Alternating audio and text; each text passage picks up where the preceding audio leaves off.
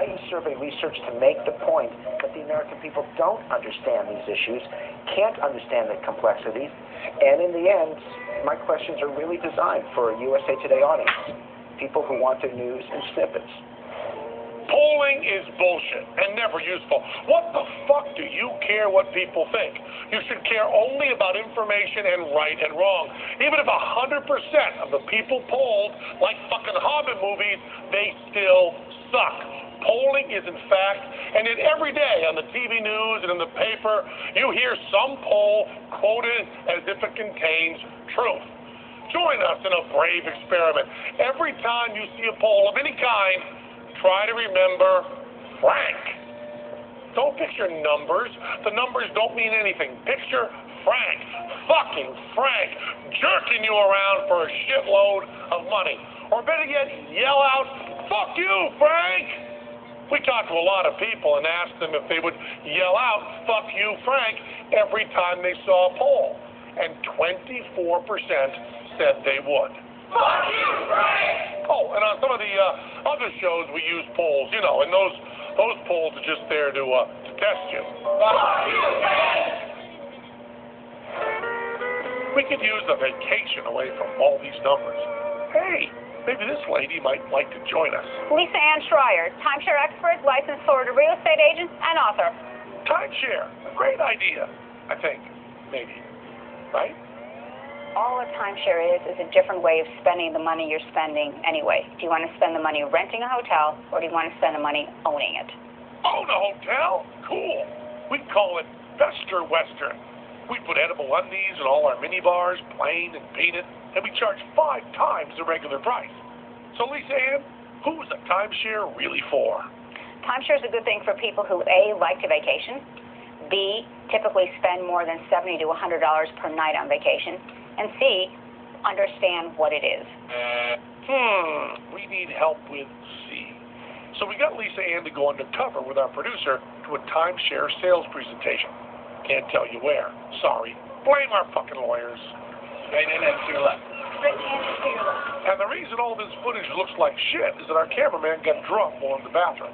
Don't worry, this asshole won't be back until we need him to shoot something else. Anyway, this is our timeshare salesman. Listen closely. He confuses you with his numbers. What do you guys spend on an average on your hotel night? 80 to 140 or 50 bucks a month. 150 bucks a night? Is that what our crew is spending? So it sounds like an average 110. So you got 110 a night on 7 nights. You're at 770. How many more years are you looking to vacation? Another 20, 30, 40? 35? 35. She's optimistic. Okay, so what you got? 059, 6, you got 26,950. In the next 35 years, do you think the cost of rooms will stay the same, double, triple? Probably triple. 18, 20, so you got 80,850. At the end of the 35 years, how much is 80,850 will they mail back to you? You mean if you rent hotel room? Zip? Okay. So financially, you've got 100% loss. 100% loss on $80,850? That sucks. Unless you realize your 80 grand also bought you a lifetime pass to the buffet. So what are the damn numbers really? Suppose Teller puts up 20 grand for a timeshare at a fancy hotel. He'd probably enjoy his 1-week vacation every year. We want to address the annual fees or the fact that they're now called vacation ownership because the word timeshare is currently interchangeable with boondoggle. On the day Teller buys his timeshare, our art director, Rudy, puts 20 grand in the stock market and gets a somewhat anemic 7% return every year.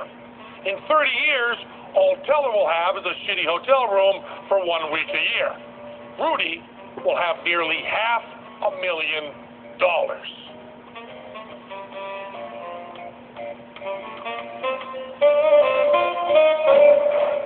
There's another group of people trying to fuck with numbers, politicians.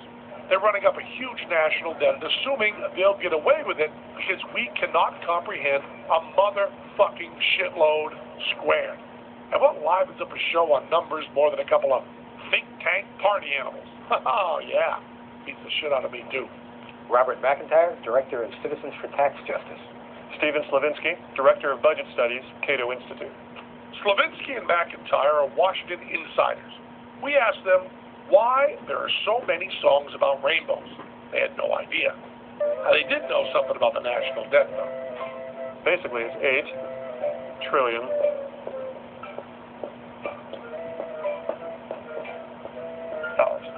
$8 trillion. That seems simple enough. And what does McIntyre say the national debt is? $6.5 trillion. 6.5 trillion. 8 trillion. What does it all add up to? The government spending pants loads to the 10th ass load power of our money. Every day, the federal government spends about $6.8 billion, which works out to be $23 per person in the United States per day. We asked Levinsky and McIntyre to demonstrate where each tax dollar goes by cutting up these enormous $1 bills. Why? Because dull white guys plus scissors plus giant props equals 6 seconds of TV comedy, at least on Showtime. For every $1 in taxpayer money, about 20% goes to national defense, Social Security and Medicare, almost 30%. 20% goes to non-defense, National defense, 20 cents out of every dollar. 7% goes to interest on the national debt. Interest on the national debt, 11 cents on the dollar. But what's left over? 53%? That's Social Security, Medicare, and Medicaid. And finally, you get foreign aid, less than a penny. These guys come up with different numbers on Social Security, non-defense spending, and debt interest. The only number they could agree on was national defense. Remember, the numbers aren't bullshit, just the people manipulating them. Meanwhile, back on Las Vegas's Fremont Street, Michael is about to pull off the biggest numbers con of the day, the pigeon drop. It doesn't involve birds or shit. If it happens to you, you'd say shit and flip the bird. Pigeon drop is one of the oldest cons in the book. Like most cons, this one needed some special supplies.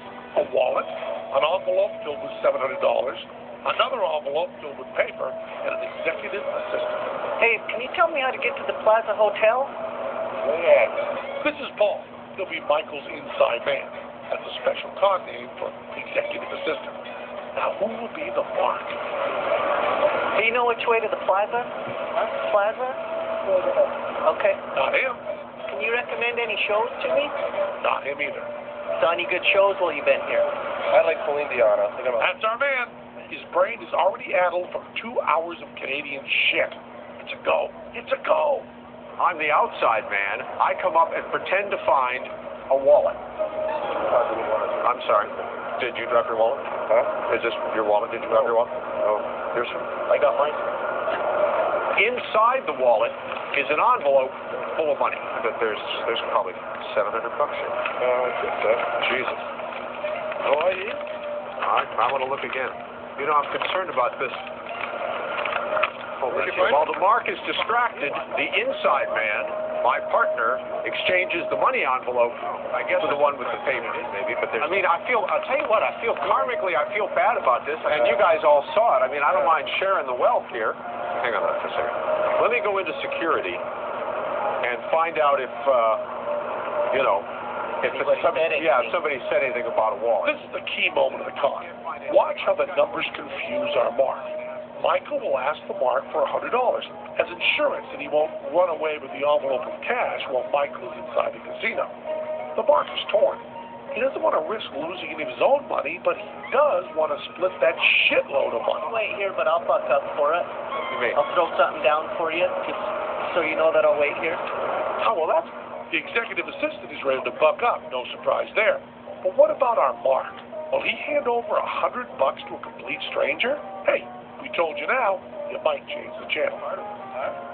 Meanwhile, it was time to interrupt Dr. Horton. Even though he never achieved escape velocity, he still agreed to explain that short of cheating, there's no way to outsmart the lottery. Lottery drawings are done typically by balls that are blown around by air